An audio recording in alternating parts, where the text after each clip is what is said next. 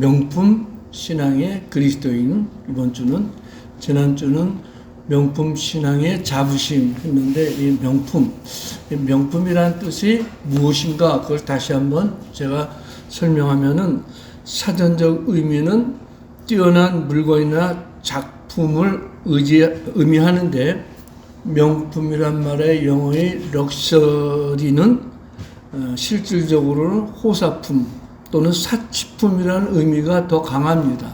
근데 우리나라 유명 메이커들이 한국의 제품을 들여오면서 럭셔리라는 말을 사용하지 않고 명품이라는 말을 쓰기 시작했습니다.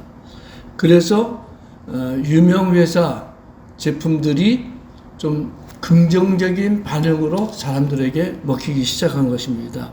그래서 제 나름대로 명칭의 특징을 한번 곰곰이 생각해 봤습니다. 이거는 뭐 사전이나 뭐 누가 정의한 것이 아니고 제 나름대로 명품을 한번 정리해 봤는데, 명품은 첫째 특징을 보면은 역사와 전통이 있는 제품을 말하고, 또 두 번째는 최고의 자재를 만드는 좋은 제품이며, 세 번째는 명품을 만드는 사람이 최고의 장인으로 최고의 정성과 기술을 발휘해서 만든 제품을 명품이라고, 또 네 번째는 일반 제품보다도 더 큰 값어치가 있는 비싼 제품을 뜻하고, 다섯 번째는 사람들이 오래 사용해도 실증이 나지 않는, 또 오래 사용할수록 값어치가 있는 제품을 뜻하고, 마지막으로 여섯 번째, 많은 사람들에게 제품의 아름다움을 통해서 감동과 만족함을 주어야 명품이라고 생각합니다. 제가 나름대로 정의한 것입니다. 그런데 제가 왜 이 명품을 나름대로 특성을 정의했냐면, 명품 신앙도 동일하다는 거예요. 제품만 이렇게 6가지 특성이 있어가지고 인정을 받는 것이 아니라, 신앙도 마찬가지로, 아마 목사님들 중에서 제가 명품 신앙이라는 말을 처음 쓴 것 같아요. 이 명품 신앙의 특징을 보면은 기독교의 창조주가 누구냐? 창시자가 하나님이라는 거예요. 그러니까 기독교는 하나님의 창조로부터 시작된 역사와 전통이 있는 종교라는 거예요. 모든 종교는 사람이 만들었지만 기독교만큼은 하나님이 직접 종교를 만드시고 사람들에게 자신을 계시해 가지고 믿도록 한 것. 이 기독교가 다른 종교와 차별 있는 명품의 특징입니다. 두 번째로, 그리스도인들은 하나님이 온 우주 만물을 창조하기 이전부터 구원하기로 예정하고 선택받은 특별한 존재라는 것입니다. 그래서 그리스도인들은 명품이라고, 선택받은 명품이라고 당당하게 자부심을 갖게 될 수 있는 거예요. 세 번째는, 그리스도인들은 하나님께서 만드신 최고의 걸작품으로서 하나님 보시기에 심히 좋았더라. 하나님이 온 우주 만물을 창조하고 마지막 여섯째 사람을 만들었는데, 남자와 여자를 만드시고 나서 하나님 보시기에 심히 좋았더라. 하나님 스스로 만족을 느낄 정도로 하나님의 최고의 명품이라는 것입니다. 그 다음에 네 번째는, 그리스도인들은 하나님이 가장 존귀하신 독생자 예수 그리스도를 통해 구원받은 최고의 값어치가 있는 그리스도인인 것입니다. 그 다음에 다섯 번째는, 그리스도의 신앙의 경륜은 오래가면 오래갈수록 초신자 때, 또 권찰, 집사, 권사, 시간이 가면 갈수록 더욱 빛을 발하는 값어치가 있는 명품인 거예요. 기독교인들, 그리스도인들의 특징은 신앙이 오래되면 오래될수록 인품이 예수 그리스도를 닮아가는 거예요. 그리고 신앙이 오랜 경륜이 있을수록 자기 자신을 자꾸 쳐서 복종시킵니다. 다른 종교는 자기 자신을 나타내고 자기 자신을 자랑하고 싶은데, 기독교의 그리스도인만큼은 신앙이 오래되면 오래될수록 자기 자신을 자꾸 낮춥니다. 명품의 특징이죠. 그리고 여섯 번째 마지막으로 그리스도인들은 자신의 생활을 통해서 세상에 빛이 되고 소금이 되어 하나님이 기뻐하시고 또 세상 사람들에게 감동을 주는 선한 일을 합니다. 이런 차원에서 보면 우리 그리스도인들은 명품의 값어치가 있는 것으로 확실히 인정받을 수 있겠죠. 바로 저와 여러분들이 하나님 보시기에 명품이라는 거예요. 최고의 걸작품. 이런 하나님의 걸작품, 지난주에는 명품의 자존심으로서 하나님의 선택을 받고 하나님께 소속되어 있고 하나님의 소유권이고 또 명품의 자부심 다 있지만 오늘은 이 명품된 그리스도인들은 어떤 특징이 있는가 또 한번 살펴보게 보겠습니다. 명품 그리스도인들은 첫 번째로 불신자에게 인정을 받는 명품 신앙의 그리스도인입니다. 그리스도인들은 불신자들에게 인정받는다는 거예요. 사도행전 11장 26절 보면은 만남에 안디옥에 데리고 와서 둘이 교회 1년간 모여 있어 큰 무리를 가르쳤고 제자들이 안디옥에서 비로소 그리스도인이라 일컬음을 받게 되었더라 라고 했습니다. 성경에 그리스도인 말이 3번 나오는데 오늘 처음 나온 것이 사도행전 11장 26절에 안디옥 교인들이 안디옥 사람들에게 저 사람들은 그리스도인이야 라고 칭호를 받게 되었습니다. 이 안디옥은 예루살렘에서 북쪽으로 약 480km 정도 떨어진 곳에 있습니다. 우리나라로 보면 서울에서 부산 거리보다 조금 더 멀죠. 서울에서 부산이 450km니까 거의 비슷하다고 보면 됩니다. 그렇게 떨어져 있는데 한때는 베드로가 이 안디옥에서 사역하기도 했었습니다. 그래서 지금도 가면은 베드로 동굴 교회가 있습니다. 많은 사람들이 여기를 가보는데 저는 아직 못 가봤습니다. 그림으로서 봤는데 동굴 속에 교회를 만들어 놓고 거기서 베드로가 제자들을 가르쳤다는 전통이 있는 곳입니다. 이런 안디옥 교회에 어떻게 그리스도인이라고 불림받았냐면은 바울 사도가 예수 그리스도를 영접하고 온 세계로 가서 이제 복음을 전하게 되는데 안디옥에 도착했습니다. 거기서 바나바와 열심히 복음을 전하는데 바울 사도의 복음을 배운 사람들이 안디옥 사람들이 회심을 하고 그리스도를 영접하고 신앙생활을 하는데 그들의 생활이 이전과 같지 않았다는 거예요. 전에는 술 먹고 타락한 생활을 하던 사람들이 복음을 받아들이고 새롭게 변화된 것을 보고 믿지 않는 불신자들이 저 사람들은 그리스도인이야 라고 불신자들이 먼저 인정해 주었습니다.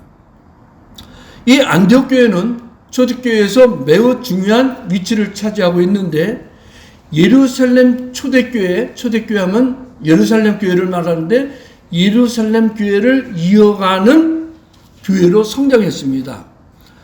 안디옥은 그 당시로서는 사람이 많은 50만 명 정도 살았는데 로마 시대의 세 번째 큰 도시 중에 하나였습니다. 그런데 여기에 보면 교회사적으로 보면 기독교는 안디옥 교회를 근거지로 해갖고 이방 성교에 꽃이 피기 시작했습니다. 따라서 바울 사도도 안디옥 교회를 중심으로 해서 본격적으로 이방인을 위해서 복음을 전한 곳이 안디옥입니다. 그만큼 안디옥이라는 교회가 기독교사에서 매우 중요한 위치를 차지하고 있습니다. 그런데 이 안디옥 사람들이 교인들을 예수 믿는 성도들 그 당시 그리스도인들은 서로 어떻게 불렀냐면 형제라고 불렀습니다. 또 같은 믿는 성도끼리 또는 형제 이렇게 불렀는데 안디옥에서는 불신자들은 저 사람들은 그리스도인이야 라고 불렀는데 이 그리스도인이라는 말이 세상과 구별된 사람들이라는 뜻입니다. 문자적으로 보면 헬라어는 크리스티아누스인데 영어로는 크리스찬이라고 그러죠.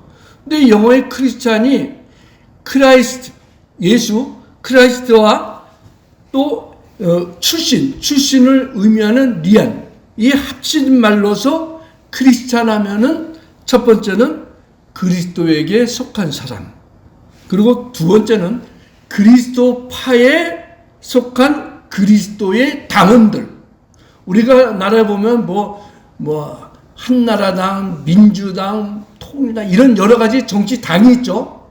그 당원이 된 것은 나는 그 당에 속한 그 당을 사상을 지지하는 그런 당원이다. 그런 뜻으로 그리스도인이라고 하면 나는 예수 그리스도께 속한 그리스도 당원이다. 그런 뜻입니다. 그러니까 초대교회에는 열심당원이라는 무리도 있었고 또 정치를 주장하는 헤롯 당원도 있고 여러 많은 파가 있었잖아요. 근데 그 중에 그리스도인 하면은 그리스도께 속하고 그리스도를 추종하는 당원이다. 그 무리다. 그 집단이다. 그런 뜻입니다.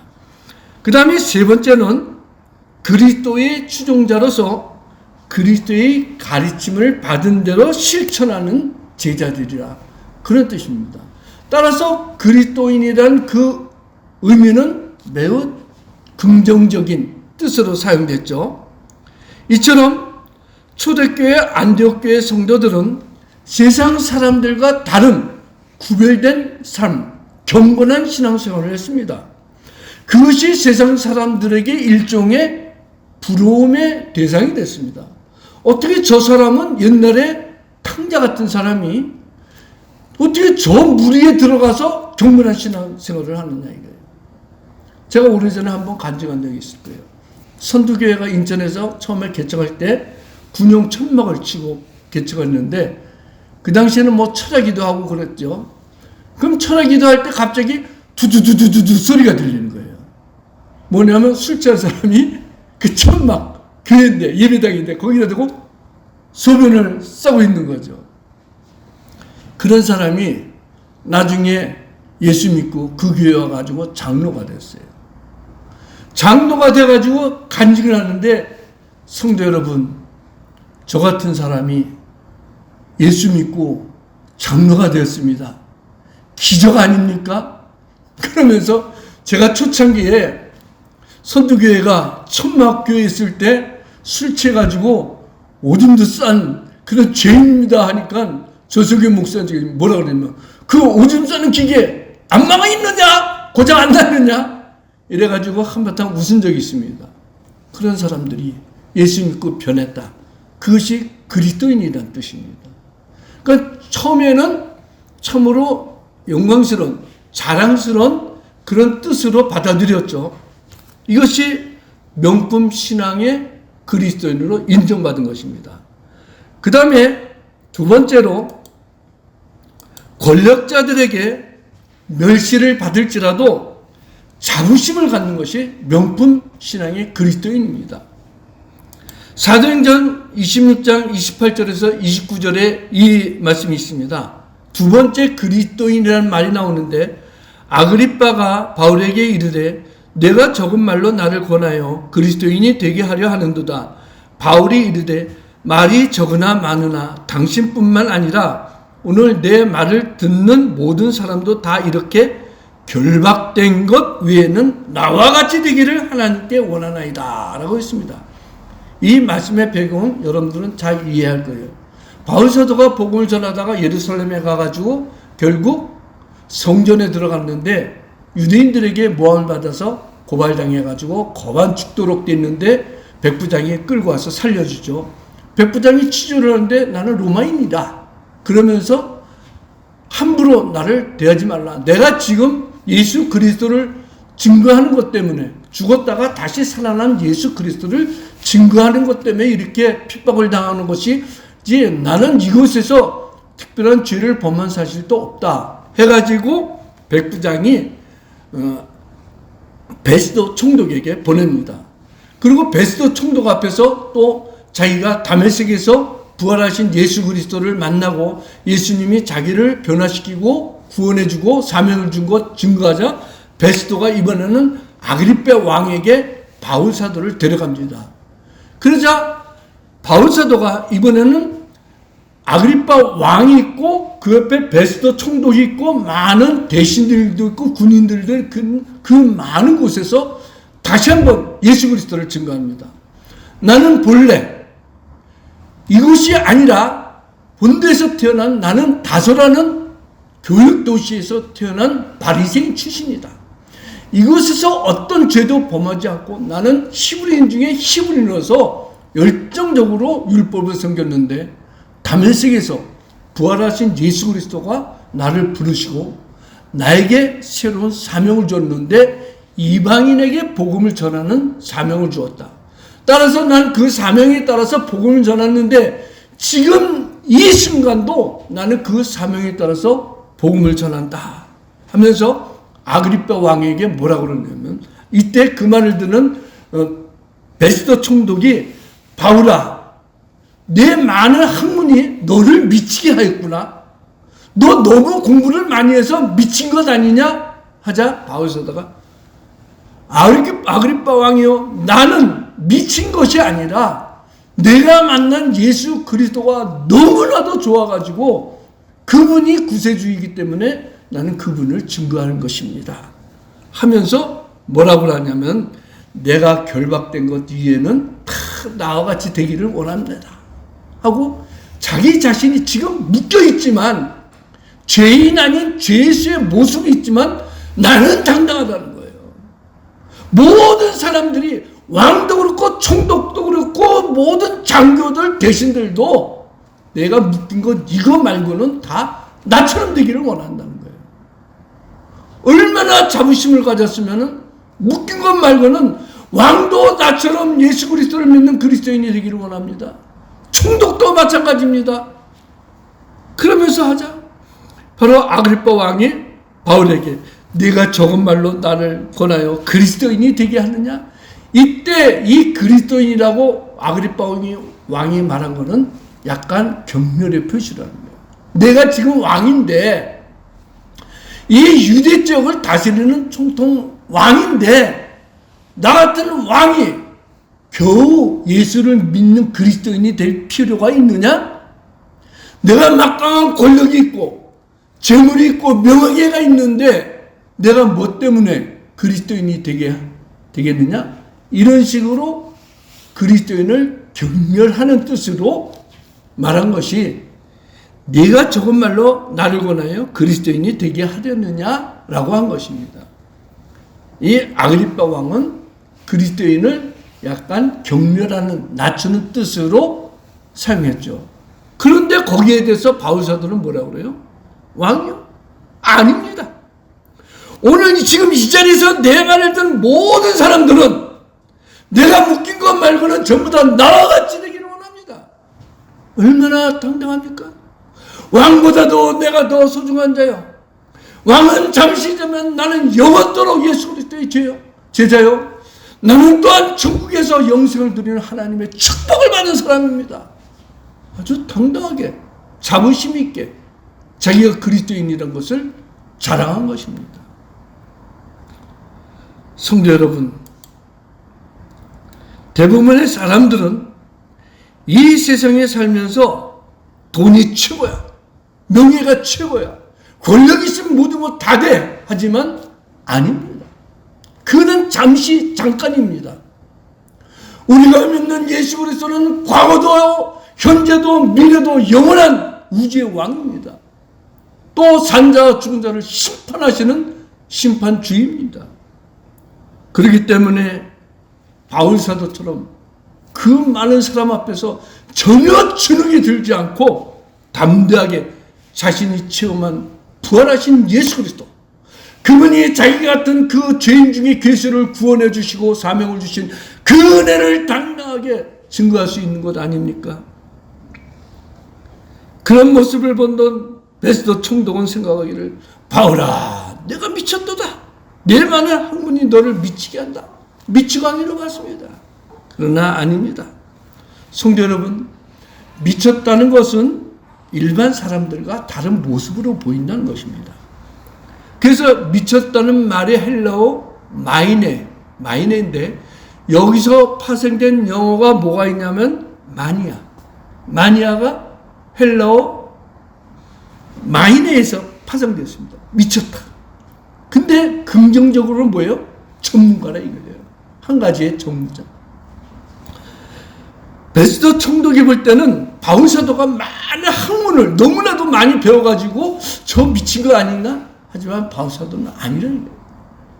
나는 미친 게 아니라 내가 사랑하고 나를 구원한 예수 그리스도 그분이 최고라는 거. 그걸 증거하는 거예요.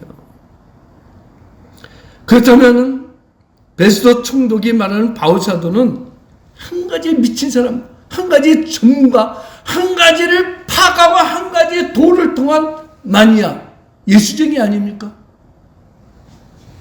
그리스도라는 신학에 몰두하여 최고의 신학의 경륜을 오르는 신학자, 신학박사, 예수 복음에 미친 예수쟁이, 그리스도인.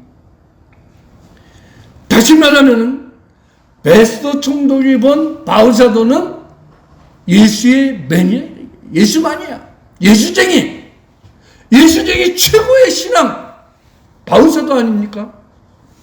얼마나 자부심을 갖고 있습니까?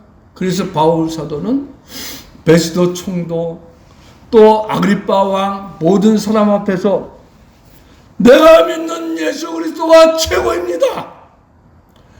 내가 묶인 것 빼고는 전부 다 나처럼 예수에 미치기를 바랍니다.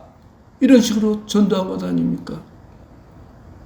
성도 여러분, 이처럼 그리스도인은 예수 그리스도를 믿는데 전문가가 되어야 됩니다. 기독교 신앙의 마니아가 되어야 되는 거 아니에요?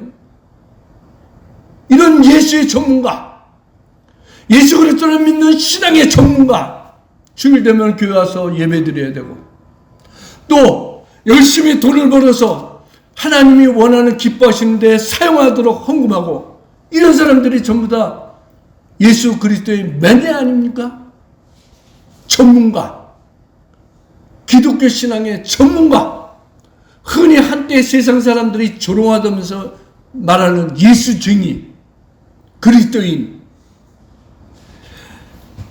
아그리빠 왕이나 베스도 총독이나 바울아 너만은 학문이 너를 미치게 했구나? 아닙니다. 미치게 한 것이 아니라 오히려 그 많은 학문이 바울 사도로 하여금 기독교의 교리를 체계적으로 만들 수 있는 신앙의 바탕이 되지 않았습니까?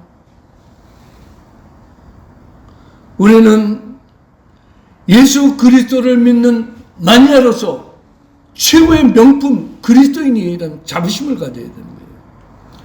지금 바울 사도는 묶였지만 모든 사람 앞에서 명품 신앙의 그리스도인의 자부심을 당당하게 보여주고 있는 것 아니에요. 예수 그리스도인의 명품의 자부심, 명품 예수쟁이라는 자부심, 이런 말을 들을 수 있다는 것이 얼마나 큰 축복이고 행복입니까? 성도 여러분, 여러분의 주변에 가까운 사람 중에 저 사람 쟤는 왜 이렇게 주일 되면 뭐든지 다 빠지고 교회가? 명품 그리스도인입니다. 예수 마니아입니다. 신앙의 전문가입니다. 기독교의 전문가. 예수라면 모든 것 다 포기할 수 있고 예수님을 위하면 모든 것을 다 드릴 수 있는 예수 마니아, 명품 신앙의 그리스도인 아닙니까? 건들면 입에서 예수가 나오고 누가 시비 걸면 거기서 입에서 복음이 나오고 온 머릿속에는 예수 그리스도의 십자가로 충만하고 심령 속에는 예수 그리스도의 영으로 가득 차고 마음으로는 생각으로는 오직 하나님의 영광을 위해서 살겠다는 그런 신앙, 그런 마음, 그것이 예수 마니아 아닙니까? 예수쟁이, 멋쟁이, 그리스도인 아닙니까? 그렇다면 우리는 신앙의 자부심을 가져야 돼요. 하나님이 나를 명품 신앙의 인격자로 세워주신 것, 하나님 보시기 심히 좋은 그리스도인, 남들이 볼 때는 조롱하는 예수장이지만 하나님 볼 땐 최고의 값어치를 여기는 명품 신앙의 그리스도인 줄 확실히 믿습니다. 세상에는 여러 많은 미친 사람들이 있습니다. 지금 베스트 총독과 아그리파 왕 같은 사람들은 권력과 욕정에 미친 사람입니다. 로마 황제의 발밑에 붙어가지고 동족들을 핍박하고 뇌물과 욕정에 사로잡혀서 재물과 권력에 미친 자였습니다. 특히 오늘 나오는 본문의 아그리파 왕의 할아버지 헤롯 안티파스는 세례 요한을 죽인 악인입니다. 그리고 그의 아버지 아그리파 1세는 야고보 선지자를 죽였습니다. 그리고 지금 아그리파 왕은 자기의 한 살 아래 여동생 베니게를 자기 아내로 삼았습니다. 완전히 도덕적으로나 윤리적으로나 신앙적으로나 타락한 미친 자들입니다. 그러나 거기에 비해서 바오사도는 미쳐도 제대로 미쳤잖아요. 올바르게 하나님께 미치고 하나님의 구원인 예수 그리스도에게 미치고 얼마나 제대로 올바른 마니아가 됐습니까? 오늘도 많은 권력자들이 권력에 미쳐가지고 타락됐습니다. 더러운 뉴스에 보면은 자기는 아무런 죄도 없다고 수감에 묻혀서 끌려갈 때는 성실하게 답변하겠습니다 하고 유죄 형벌 받고 교도소 들어가지 않아요? 전부 다 자기 탐욕에 빠져서 그런 거예요. 유명한 코카콜라 사장 로버트 우드포드는 나의 꿈은 내 세대 안에 전 세계 모든 사람들 손에 코카콜라 한 병씩 들고 있게 하는 것이다. 내 혈관에 흐르는 것은 피가 아니라 코카콜라다 라고 코카콜라에 미치지 않았습니다. 그 결과 코카콜라를 온 세계에 판매하도록 만들었습니다. 그러나 바오사도는 예수 그리스도께 미쳐서 자기의 모든 것을 다 배설물로 여기고 십자가의 진리를 최고의 가치로 여겨가지고 복음을 전하다 마침내 순교의 제물로 하늘에 들어가지 않았습니까? 성도 여러분, 여러분의 가족과 친척과 이웃과 직장 동료들이 당신은 그리스도인입니까? 라고 물을 때 맞습니다. 나는 예수 그리스도를 믿는 그리스도인입니다. 나는 우리 하나님 아버지를 믿습니다. 나는 그의 아들 예수 그리스도를 믿습니다. 나는 성령을 믿고 내세와 영생을 믿는 그리스도인입니다. 이런 대답이 나오는 자랑스러운 그리스도인이 되기를 주님의 이름으로 축하합니다. 마지막 세 번째, 그리스도인은 고난을 받아도 하나님께 영광을 돌리는 명품 신앙입니다. 오늘 본문에 보면 우리 한번 다 같이 읽어봅시다. 시작. 만일 그리스도인으로 고난을 받으면 부끄러워하지 말고 도리어 그 이름으로 하나님께 영광을 돌리라. 지금 베드로 사도가 이 서신을 전할 당시는 기독교가 로마의 황제로부터 큰 핍박을 받을 때입니다. 그래서 베드로전서의 서신을 보면은 그 서신을 받는 사람들이 이 서신을 받는 사람들이 예수 그리스도를 믿는다는 것 때문에 핍박을 받아가지고 자기가 성장한 고향, 친척, 아버지 집, 또 생활의 기반이 됐던 것을 다 떠나가지고 뿔뿔이 흩어진 상태에서 어디로 가느냐? 나그네처럼 사는데 본도, 갈라디아, 갑바도기아, 아시아와 비두니 여기저기 흩어져 사는 사람들입니다. 얼마나 서럽겠습니까? 자기의 전 재산 포기하고 자기의 생활 근거지 포기하고 다 뿔뿔이 흩어졌는데 마음은 또 한쪽으로는 힘들고 어렵겠죠. 그들에게 베드로 사도가 전하는 것이 너희가 만일 그리스도인으로서 고난을 받으면 부끄러워하지 말고 오히려 그 이름으로 하나님께 영광을 돌리라. 베드로 사도가 그리스도인이라고 쓴 그 당시는 그리스도인은 순교자의 대명사로 사용됐습니다.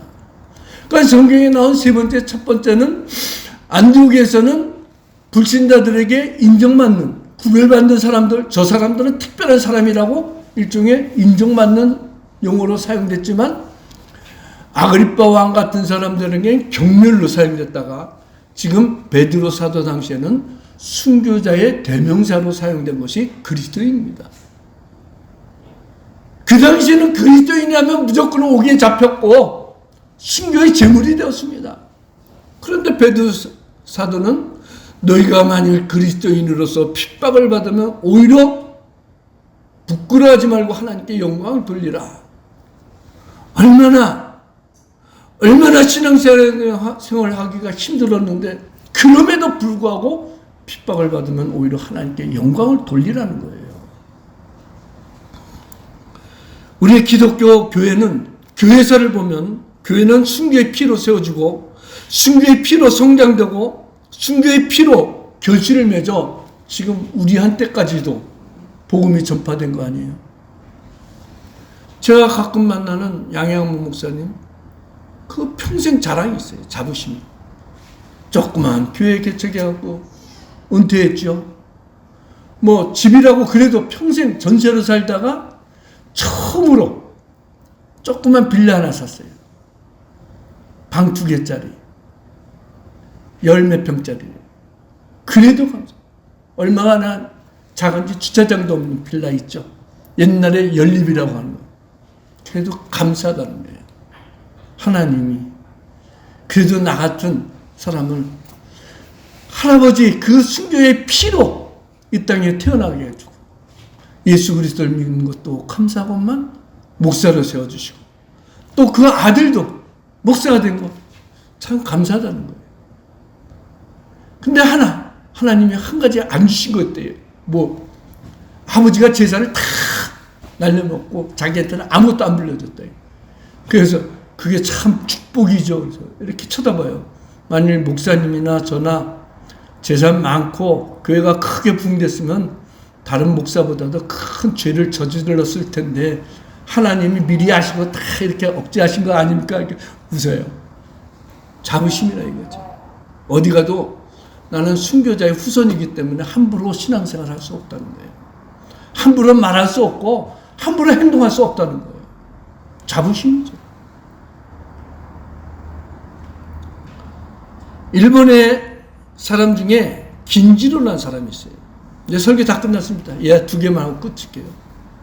일본의 농사꾼으로 태어났는데 원래 본래 이름은 니노미야 긴지로입니다. 그냥 보통 긴지로라고 부르는데 14살 때 아버지가 돌아가셨습니다. 16살에 어머니 맞아 돌아가셨습니다. 남동생과 여동생이 있는데 어쩔 수 없이 16살 때에 두 동생을 키워야 되는 부모 아닌 부모가 됐습니다. 살 수가 없어서 어쩔 수 없어서 백부, 그러니까 큰아버지 집에 머슴으로 들어갑니다. 그 백부는 그 지역에서 가장 악한 농부였습니다. 그 백부 집에서 농사를 지었는데 아침부터 밤까지 논밭에서 일만 해야 됐습니다. 고된 일인데 항상 머릿속에는 공부하고 싶다는 생각이 간절했습니다. 책을 읽고 싶었습니다. 그래서 일 끝나고 밤이면 남몰래 공부를 했는데 어느 날 백부한테 들렸습니다. 백부가 큰 소리를 치면서 내 이놈! 기름도 아깝다! 집안에서 그 당시 기름을 켰잖아요. 기름은 등불을 켰는데 기름이 아깝다고 끄라는 거예요. 잠자라는 거죠. 어쩔 수 없이 남몰래 그리고 몰래 피곤한 몸을 입고 공부했는데 또 들켰습니다. 이번에는 백부가 뭐라고 했냐? 내 놈의 시간도 내 것이다. 함부로 시간 쓰지 말라는 거예요. 공부하는 데 쓰지 말고 잠자라는 거예요. 그래야 다음날 일하니까. 결국 몰래 공부하다가 농사법을 연구했습니다. 근데 기름을 사야 되는데 없을 수 없어서 길가에다가 조그만 또랑에다가 아주까리를 심어가지고 그 열매를 짜가지고 그걸로 등불을 켜가지고 공부를 했습니다. 농사법을 연구했습니다. 곤이 되면 온 국민들이 다 놀러 다니는데 쉬리면 시간만 되면 농사법을 연구하고 또 연구했습니다. 그 결국 백부 몰래 자기가 몰래 늪지대에다가 쌀을 심었습니다. 벼를 심었는데 1년 후에 한 가마니를 얻었습니다. 그리고 더 많은 늪지대를 찾아가지고 쌀을 심어가지고 결국 나중에는 나쁜 땅을 싼 값에 사가지고 개간하기 시작했는데 결국 한 해에 34가만에 쌀을 추수할 정도였습니다. 그리고 때가 찾아 이제 나는 독립해야겠다 해가지고 주변에 아주 제일 나쁜 땅을 제일 싸게 사가지고 열심히 개간해가지고 농토로 만들어가지고 최고의 농업인으로 선정되었습니다. 여러 곳에 많은 곳에 강의를 나갑니다. 자기가 연구한 농법을 가르쳐가지고 벼가 잘 자라고 결실을 많이 맺게 했습니다. 농사법 강사가 돼갖고 전 일본을 다니면서 강의합니다. 전국적인 인물이 됐습니다. 김지로는 늘 이렇게 말합니다. 이 우주는 하나님이 만드신 것으로 참 은혜가 깊은 것입니다. 언제나 사람들을 도와주려고만 생각만 하고 있습니다. 그러므로 우리가 모든 것을 하나님께 맡기고 하나님의 법칙을 따라가기만 하면 하나님은 언제나 우리를 도와주실 것입니다. 하고 농사의 최고 마니아가 됐습니다. 농사 짓는 법에 완전히 미쳐서 공부에 열심히 하니까 농사의 최고 마니아가 됐습니다. 또 하나 있습니다. 김은국이라는 작가가 쓴 순교자라는 제목의 소설입니다. 이 소설의 배경은 6.25 때입니다.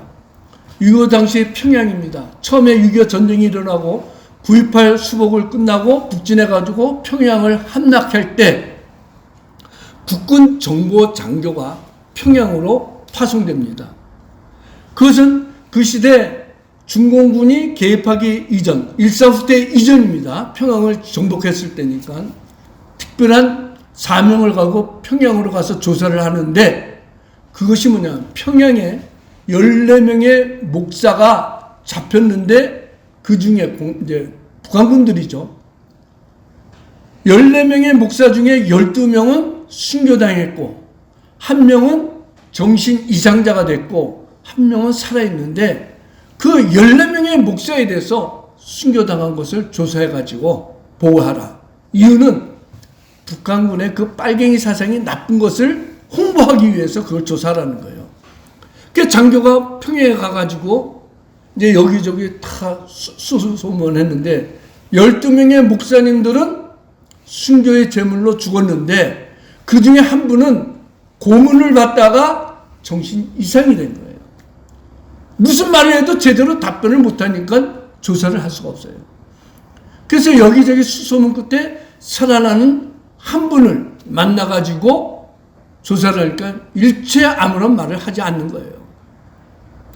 그 당시 그 목사가 신목사님이 심하던 교회 교인들은 목사님을 배척하기 시작합니다. 왜? 다른 목사님들은 12명은 순교당했고 한 명은 고문에 미쳤는데 우리 목사님만 저렇게 건강한 모습으로 나온 거 보면 틀림없이 배신했을 것이다. 배교하고 또 다른 목사들의 잘못을 일일이 다 고했을 것이다. 그렇기 때문에 빨갱이들한테 살아남은 것 아니냐 하고 목사님을 배척합니다. 근데 결국 그 장교는 아무런 것을 확인하지 못했습니다. 살아있는 한 분은 아무런 말도 하지 않았기 때문입니다. 결국 어떻게 보고를 하느냐? 12명은 순교당했고 한 분의 목사는 고문당해서 정신 이상자가 됐고 다른 한 명은 다른 곳에 수용됐다가 국군 특공대에서 구출되었다. 그렇게 보고로 끝났습니다. 이걸로 끝난 줄로 알았는데 그 후에 평양에서 내려오는 도중에 북한군 군사 한 명이 포로로 잡혔는데 그 북한 병사가 때마침 12명의 목사님들을 송사하는 그 자리에 있었던 사람이에요.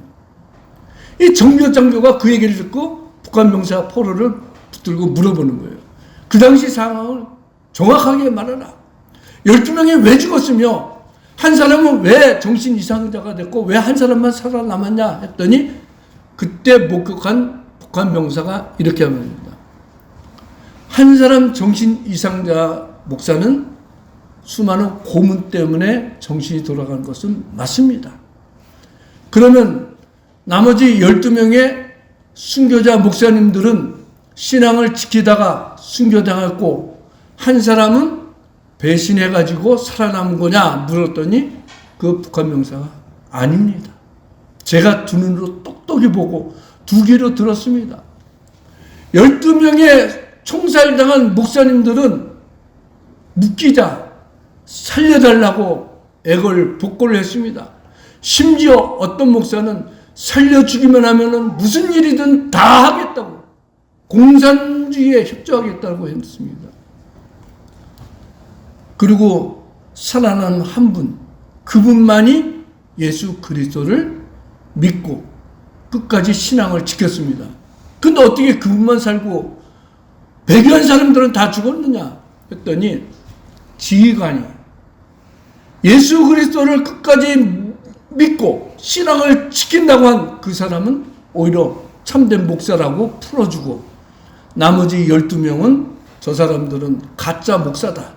저런 사람은 인민의 적이고 국가의 적이다 하고 죽이도록 명령했다는 거예요.